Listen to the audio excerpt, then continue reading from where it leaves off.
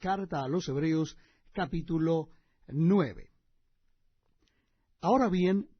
aún el primer pacto tenía ordenanzas de culto y un santuario terrenal, porque el tabernáculo estaba dispuesto así. En la primera parte, llamada el lugar santo, estaban el candelabro, la mesa y los panes de la proposición. Tras el segundo velo estaba la parte del tabernáculo, llamada el lugar santísimo, el cual tenía un incensario de oro y el arca del pacto cubierta de oro por todas partes, en la que estaba una urna de oro que contenía el maná, la vara de Aarón que reverdeció, y las tablas del pacto, y sobre ella los querubines de gloria que cubrían el propiciatorio, de las cuales cosas no se puede ahora hablar en detalle. Y así dispuestas estas cosas, en la primera parte del tabernáculo entran los sacerdotes continuamente para cumplir los oficios del culto. Pero en la segunda parte, sólo el sumo sacerdote una vez al año, no sin sangre, la cual ofrece por sí mismo y por los pecados de ignorancia del pueblo,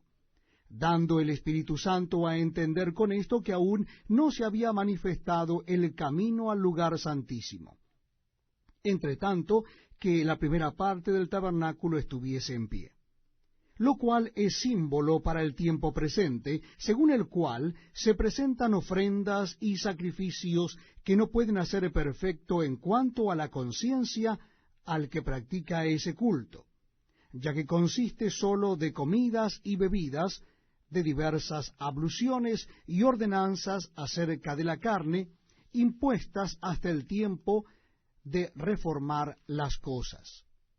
Pero estando ya presente Cristo, sumo sacerdote de los bienes venideros, por el más amplio y más perfecto tabernáculo, no hecho de manos, es decir, no de esta creación, y no por sangre de machos cabríos ni de becerros, sino por su propia sangre, entró una vez para siempre en el lugar santísimo, habiendo obtenido eterna redención. Porque si la sangre de los toros y de los machos cabríos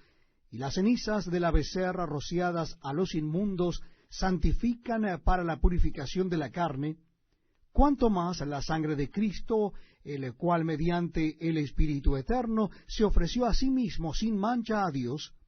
limpiará vuestras conciencias de obras muertas para que sirváis al Dios vivo.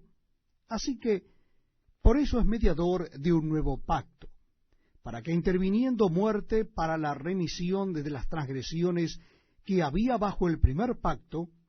los llamados reciban la promesa de la herencia eterna.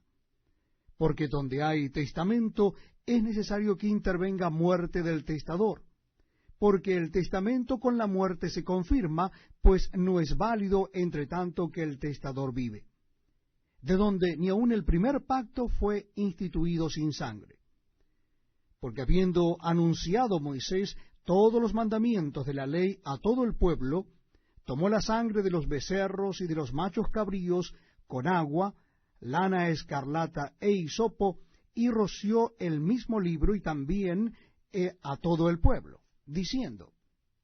Esta es la sangre del pacto que Dios os ha mandado. Y además de esto, roció también con la sangre el tabernáculo y todos los vasos del ministerio. Y casi todo es purificado según la ley con sangre, y sin derramamiento de sangre no se hace remisión. Fue pues necesario que las figuras de las cosas celestiales fuesen purificadas así, pero las cosas celestiales mismas con mejores sacrificios que éstos.